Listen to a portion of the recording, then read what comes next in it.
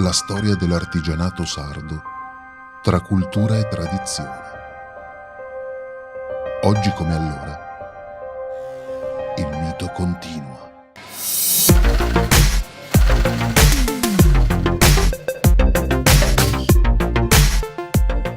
Nuove tecnologie, lavorazioni ricercate, materiali all'avanguardia, articoli che respirano di antico in una veste moderna.